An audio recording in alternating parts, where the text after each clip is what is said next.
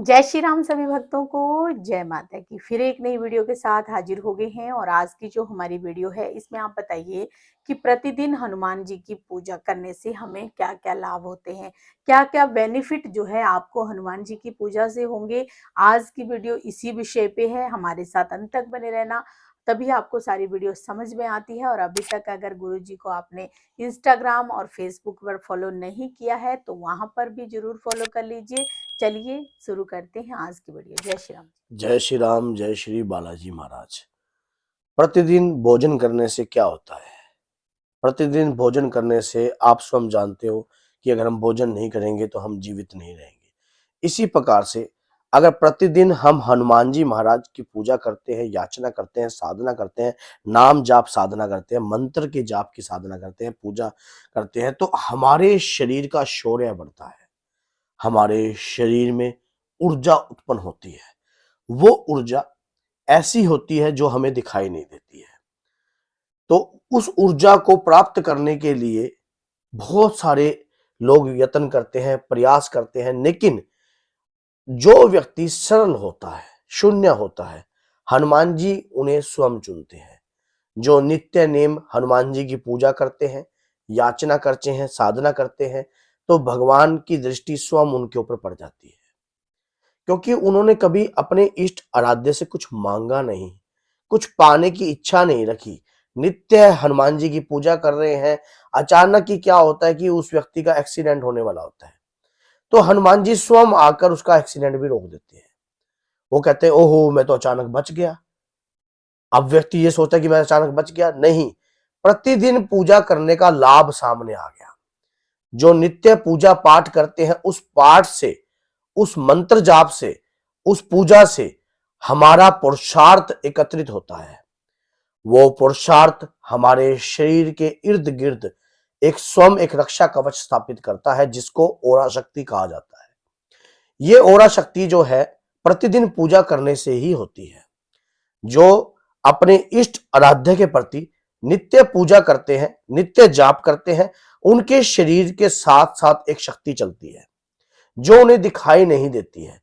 जिस प्रकार से हमारे शरीर के सांस हमें दिखाई नहीं देते लेकिन हम उन्हें महसूस कर सकते हैं, इसी प्रकार से हमारे शरीर के साथ जो शक्ति चलती है उन्हें दिखाने की आवश्यकता नहीं पड़ती है, वो महसूस करवाती है। हम जब पूजा करते हैं, पाठ करते हैं, हमारी आत्मा की तृप्ति होती है। हमें गलत, जब हम कुछ गलत करेंगे, कहते हैं कि जब कोई व्यक्ति कोई कार्य गलत करता है तो उसकी आत्मा गवाही देती है कि ये गलत है, ये पाप है, इस पाप को मत कीजिए। आपकी आत्मा गवाही देगी। अगर आपने जीवन में कुछ भी गलत करने की कोशिश करी तो आपकी आत्मा गवाही देती है।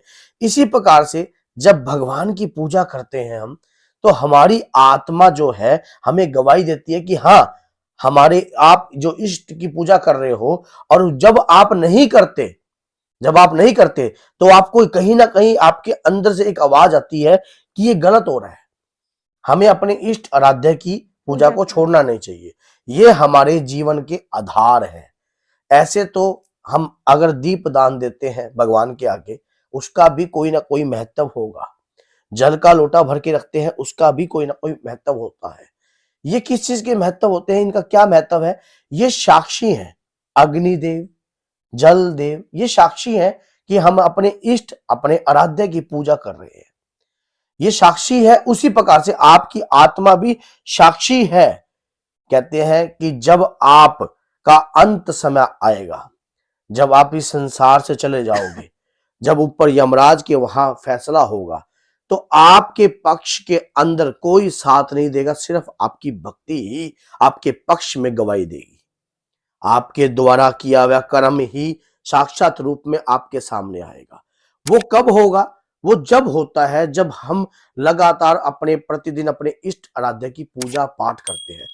इससे हमारे अंदर, हमारे जो मन है वो कभी भटकता नहीं है, क्योंकि जो आपको पता है कि मन रूपी जो इंद्रिय होती है उसकी चाल जो होती है बड़ी तीव्रता से होती है।